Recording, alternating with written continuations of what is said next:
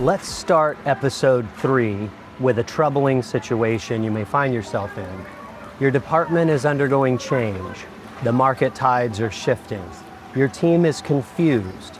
Your boss is pressing you for your strategic plan, but variables are changing so fast, it's hard to keep track. You have incomplete information, but you still need to make a decision and come up with a strong plan to satisfy your boss and that your team will rally around. This is the essence of organizational steering in turbulent times. You're being asked to deliver strategic clarity in the face of volatility, uncertainty, and ambiguity. I'm Brett Thomas, author of Integral Leadership in Turbulent Times and 16 other books on management and leadership. I define turbulent times as characterized by economic uncertainty, government instability, and technology, especially AI disruption. I'm based out of the US, which is experiencing a perfect storm of all three characteristics, particularly government instability as a result of the current authoritarian takeover that's in full swing, creating absolute chaos in the markets and many industries I serve. So I decided to live in Europe for a while, not only to get a little break from the chaos in the US, but also to visit many of the other countries that have had their democracies dismantled by authoritarian movements. That's a whole other topic, but if that interests you, that book, Cracking the Authoritarian Code, is now available on Amazon, and you can get a free digital copy at authoritariancode.com. Now, returning to this idea of steering your ship on stormy seas, I'm recording this episode here on the Turkish Mediterranean coast, also called the Turkish Riviera, where thankfully this time of year the weather and the ocean are calm and beautiful. This episode in the Masterclass series features the strategy and alignment dimension of my universal leadership model, which is featured in this book and many of my other books. This dimension represents one of the 3 inherent leadership responsibilities illuminated by integral leadership. This is the leader's responsibility to set direction, create clarity, and prepare the organization to act decisively.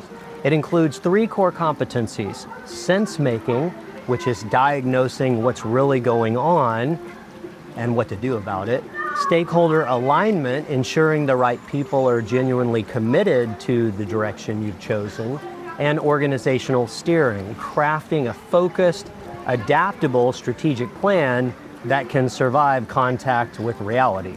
In many of my books, and when we assess leadership competencies in our training and coaching programs, including our online assessments, we provide specific benchmarks for low, intermediate, and high proficiency in all the dimensions, including this one. If you want to survive leading in turbulent times, a low or intermediate proficiency will be inadequate. You really must be on the higher end of proficiency to steer your organization successfully through stormy seas. In many of my books, and when we assess leadership competency in our training and coaching programs, including our online assessments, we provide specific benchmarks for low, intermediate, and high proficiency in all the dimensions of leadership, including this one. If you want to survive leading in turbulent times, a low or intermediate proficiency in this skill is going to be inadequate. You really need to be at the higher end of proficiency to steer your organization successfully through stormy seas. So let me briefly tell you what it looks like when a leader has a high level of proficiency in this dimension. They have a compelling vision and a plan that's realistic, high leverage, and adaptable to changing conditions. They can align stakeholders, which means get them behind your plan and your priorities. And they can keep the organization moving forward with confidence, even when the environment is uncertain or volatile. In turbulent times, these skills aren't just nice to have, they're survival skills. That reminds me of a true story I recently came across that offers a visceral, real-life example of this dimension of leading in turbulent times. In 1991, the cruise ship Oceanos was sailing off the coast of South Africa when it ran into a violent storm. The ship began taking on water. Passengers panicked. In an almost unthinkable failure of leadership, the captain and the officers abandoned the bridge early, leaving everyone else without any direction, without a plan, without leadership. Among the passengers were Moss and Tracy Hills, a husband and wife musician team that were there to perform. Moss played the guitar, Tracy played bass. They weren't officers, they weren't trained in maritime rescue, but when they realized no one else was in charge, they stepped up. They began organizing passengers, launching lifeboats, sending out distress calls. When the South African Navy arrived with helicopters, Moss climbed to the top of the deck at night in rough seas to strap people into harnesses so they could be lifted to safety. They coordinated the rescue. They calmed terrified passengers. They made sure everyone was evacuated. Over 200 lives were saved. No one died. Moss Hills himself was one of the last to be lifted off just a few minutes before the Oceanos sank. On my YouTube channel, I created a YouTube playlist of several dozen videos, including documentaries, about this true story of the sinking of the Oceanos. So if you want to learn more, follow the link in the description. Here's why I think this story of the Oceanos is so relevant. Leadership is fundamentally about taking responsibility and taking initiative, especially when those who are supposed to be in charge don't. In the Oceanos example, the captain may have been overwhelmed by the turbulent conditions and cratered under pressure. His abdication of leadership created a vacuum, one that Moss Hills rose to the occasion and filled. That's the reality of turbulent times. You may find yourself sailing into stormy weather with an inadequately maintained vessel, multiple fast-changing variables, and a leadership team that doesn't have the best plan. In those moments, you have to be ready to step up. You have to make sense of the situation, make a decision, make a plan, and make something happen. That's leadership. Sense-making is the first step in creating strategic clarity in turbulence. It's the ability to understand what's really happening. This means slowing down enough to separate the symptoms from the causes, to understand what's really happening and what's needed and what you should do about it. It involves filtering critical signals from all the noise, spotting the patterns that others may be missing.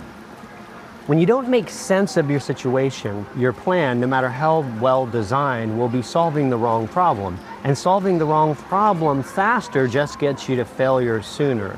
In stormy conditions, sense-making gives you the foundation for every other leadership move. The next key is to create a plan people can believe in. A plan is not just a document. In turbulent times, it may be the key to the survival of your project, your role, your team, the division, or even your company. Your strategic plan communicates to your crew, this is where we're going, and here's how we'll get there. An adequate strategic plan is realistic about the current situation, resources, risks, and constraints. An effective strategic plan focuses on high leverage priorities and has a high likelihood of success and can also adapt quickly if conditions continue to change. Let me say a quick word about paradigm literacy in planning. In episode 2, I introduced leadership paradigms, the lenses that shape how people see the world, evaluate leaders and leadership, and respond to your leadership, including your plans. If you missed that episode, go back and watch it, or you can find it in the book. Here's why this matters for planning. If your plan doesn't resonate with the dominant paradigm of your stakeholders or your followers, it's unlikely to get traction. So with the modern paradigm stakeholders, they want to see data-driven, logical, strategic cause for action. The postmodern paradigm stakeholders want to see that the process was inclusive and that multiple perspectives were considered. Traditional paradigm stakeholders expect a clear chain of command and well-defined responsibilities and direction. Imperial paradigm stakeholders care most about speed, decisiveness, and visible control. When you understand this, you can shape your sense-making and your plan to meet people where they are without compromising the situation. The real-life Moss Hills case study in leadership is telling. As Hills' behavior shows us, the leader's the one who takes responsibility and takes initiative, especially when those with the title fail to take responsibility or when the environment overwhelms them. Then it's up to other leaders, often without a title, to step forward and to step into that vacuum. That might look like taking charge of sensemaking when the data is messy and no one else seems to be able to grasp what's really happening or what to do about it, or creating a plan that people can believe in and get behind, or aligning your people behind a course of action, even if the course is imperfect and you may have to adapt with changing conditions. So here's my challenge to you. Start preparing now, because given the triple threat of economic uncertainty, government instability, and technology, especially AI disruption, you're gonna need to take responsibility and take initiative probably sooner rather than later. You can access all 5 episodes of this Leadership in Turbulent Times Masterclass and get a free digital copy of the book at turbulenttimesmasterclass.com. My company also provides amazing AI software that assists leaders to be successful in this dimension and all the other dimensions of leadership, and you can find information about that in the link in the description. I look forward to continuing this conversation in episode 4 of Leadership in Turbulent Times Masterclass. Meanwhile, I'm wishing you smooth sailing in these choppy waters.